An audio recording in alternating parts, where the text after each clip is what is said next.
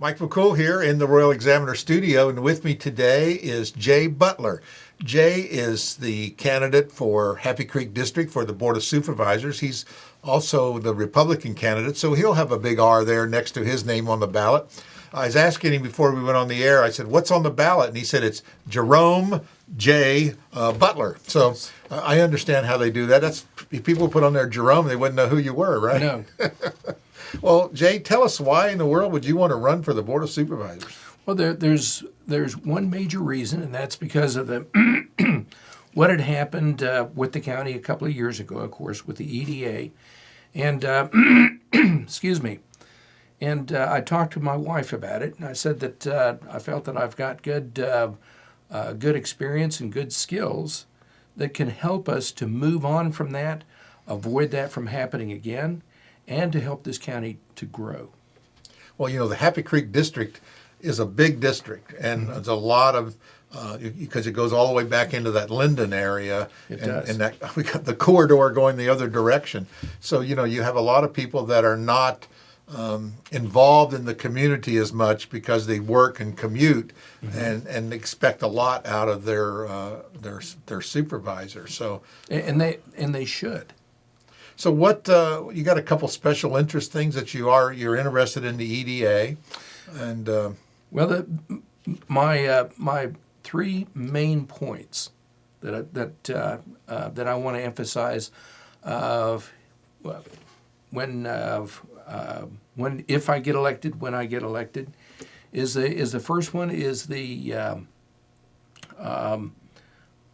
focus on the county and county growth, to make sure that first of all, like I said, that nothing like the EDA happens again. To ask critical questions that that Vicki is very good at. I've been in the project management business for the last 15 years, and also in process improvement. So asking critical questions is key to that.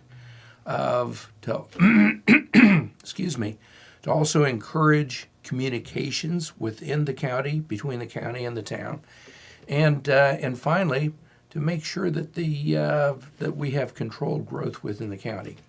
The second thing is supporting our first responders, making sure that they have adequate resources, that they stay within their lanes, because it's easy, and you'll find this out in project management. It's easy to have scope creep, and that's where a lot of communities.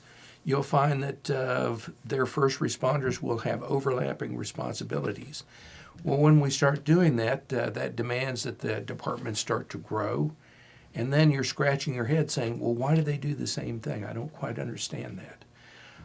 I'm not saying that they shouldn't work together. I'm just saying that they should well define their lanes. And then the third area that I'd like to focus on is education, because that is so key to our future. With the making sure that our teachers have adequate resources, and that they have pay commensurate to what they do. I've heard in the past that one of the problems that we've got within this county, at least within the education, is that we'll get new teachers in. They'll be in a position for a couple of years, and once they get trained up, well, then they move on to another high-paying job. I would like this county to be the one that offers the high-paying job, so that we can retain good teachers. And then again, encourage in-class teaching, because the one thing that I've learned in teaching process improvement is that people love to have hands-on, and that they also enjoy the interaction, within classrooms. I think that that's a very effective way to go. So those are the three areas.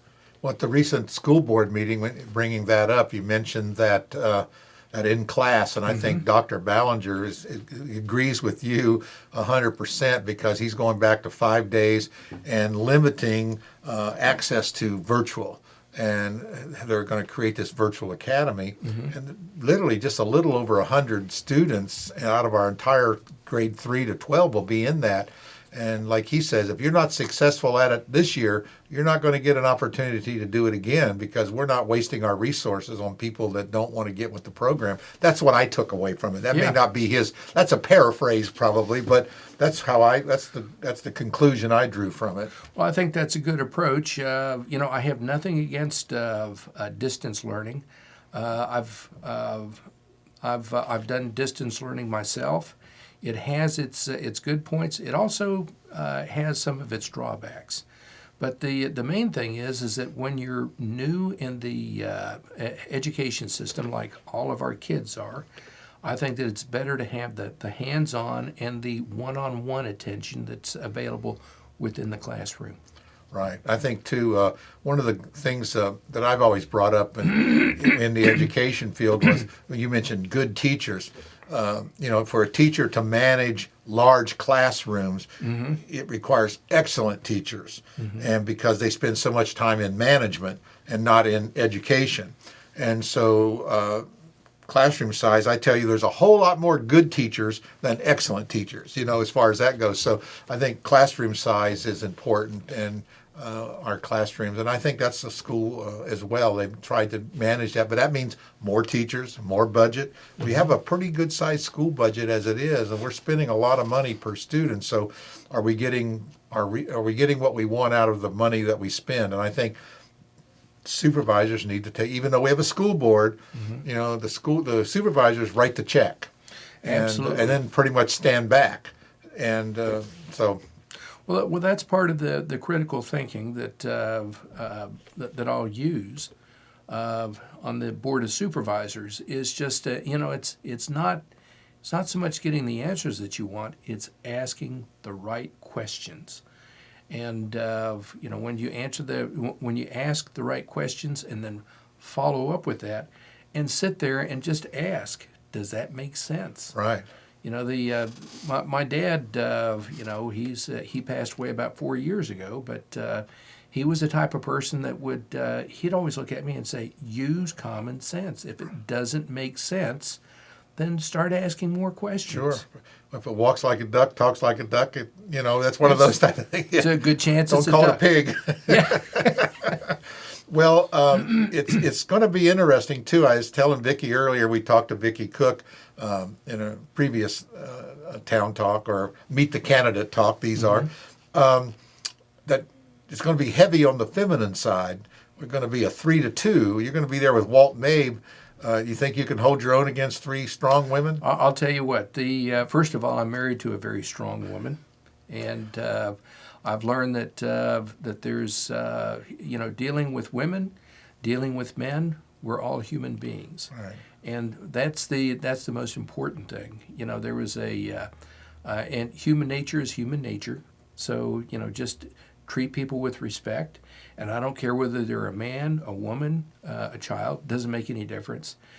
Treat them with respect, and the one thing that I've learned in the course of my career is don't fight with people. It is a waste of time. Lose-lose, isn't it? It is. It's a waste of time and a waste of resources. Well, they say agree to disagree and move on, right? That's it. That is the key. Yeah. It's an interesting thing when you're dealing with the public. A lot of people that have had in businesses really don't interact too much with the public, or if they do, it's on a very limited scale. And typically the Board of Supervisors interacts when people are in not their best behavior sometimes. Normally they don't come see you till something bad has happened or someone has irritated them. Let me use that word, irritated. So I've seen that in the Board of Supervisors meetings that I've seen, but one of the most important things is to give people the opportunity to speak as they should in a free democracy. And, of course, it should be done, within the limits of proper decorum. But, give people the opportunity to speak and say what's on their mind. Well, let's talk about this job. This is a job in Board of Yes. Supervisors, and everyone I've talked to, and I know from experience dealing with them, that it's more than 40 hours a week. I mean, it's a lot of time, and you have the time to do that? I do. You know, if I don't have the if I don't have the time, I'll make the time. So it's a priority. It is, and this is nothing new to me. In that, you know, I've gotten a college degree, or actually a master's degree, of using distance education, and that was very time consuming. Also, I was in the Army Reserves. I was a battalion commander. That was tantamount to having a second job. Sure. And that demanded a lot of time. You know, both in the evenings and on the weekends. Right. And putting up with a whole list of community from all around the country there when in the reserves, because you get together for a couple weeks here and there, and you got to get stuff done. Exactly. I had a very large area to cover, and so when it was appropriate, I would take my wife with me. I kept her involved, Right. and I intend to do the same thing here. Well, they say behind every successful man is a strong woman pushing him. That's very true. That's true. Well, Jay, this is just the beginning of the race. You have a few months to go, and we're going to have you back a couple times and talk to you, and maybe show up to one of your meet and greets and see what your constituents have to say about you, and good and bad. Well, we hope it's all good, and give you some exposure in our community and let people know about you, because you do represent the entire county, as well as, Yes. even though Happy Creek elects you, but you have a lot of broad shoulders here. You got to watch out for the entire county and the town. I mean, the town is part of the county. Absolutely. And what do you think about that? Real quick, we'll talk about this town-county relationships. Where do you stand on that? I think that better communications is the key to it, because I think that folks were jumping to the gun in saying, well, let's go and take a look at this. Let's go and take a look at it. I'm not throwing rocks at anybody. I'm just saying that I think the best thing to do is pick up the phone and find out what's going on before we start pointing fingers at anybody. Yeah, don't call the Royal Examiner and find out have me put it in the press first, right? That's what. Thanks a lot, Jay. I mean, it's good for readership, But you're right. I mean, a lot of this stuff, most things in any kind of relationship, and that's what it is, can be settled just by communicating. Exactly. And that's what the Bible tells us to do. If someone wrongs you, you go and talk to them. Exactly. That's exactly what you do. And if that don't work, you take someone with you and talk to them. And then, it's funny that you say that, because as within project management, if you are the project manager, 80% of your job is communicating with the people who are doing the job, with the people that you're doing the job for. It requires a lot of sitting down, thinking about, okay, well, what's important to these folks, what's important to these folks, and then figuring out what is the message that I want to send out.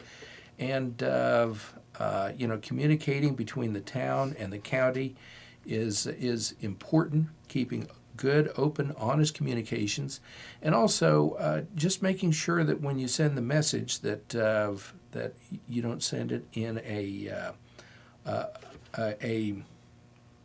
cryptic. Well, a cryptic way, or that you're coming across, very,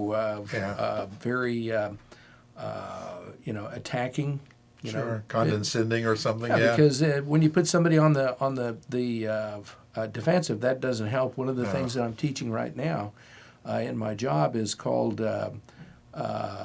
Appreciative Inquiry, and when you sit down, I can look at you and say, why did you do that job wrong? Right. But then, you can take a look at it and say, well, what did this individual, what did they do right? How can I emphasize that? And you sit down with them and say, you did such and such really well. How can you transfer that to the rest of your job? And then that opens the dialogue, doesn't put them on the defensive, and also helps them to realize that, hey, I can do things better. Yeah. Well, it sounds like you have a background, you and Walt may both seem to come out of that project management world, so that's good. That's what we really need to do. So I appreciate you coming in and talk to us. We want you to come back Absolutely. again, and we're going to hold. We'll as we get a little more information, we'll ask a little tougher questions, but see how you feel, so that the voter can get a little better handle to make sure you're going to be the right representative for them. Okay. Appreciate that, Jay. Yes, I do, and I'm looking forward to it. Thanks again. Thank you. Good luck.